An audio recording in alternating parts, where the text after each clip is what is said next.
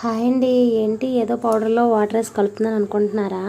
ఇది మంచి face pack అండి. ఇది ఏంటంటే మనం దీన్ని వీక్లీ ట్వైస్ కనుక అప్లై చేసుకుంటే మన ఫేస్ పైన చాలా మంచి రిజల్ట్ ఉంటుందండి. మీరు కనుక ఇది యూజ్ చేశారంటే చాలా మంచి రిజల్ట్ వస్తుంది.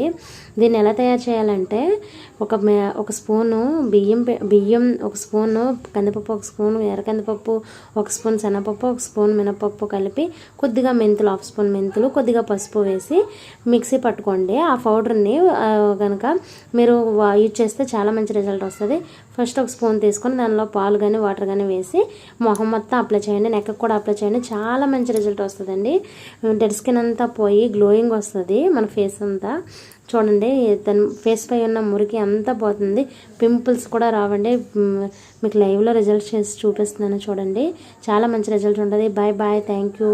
సబ్స్క్రైబ్ చేసుకోండి.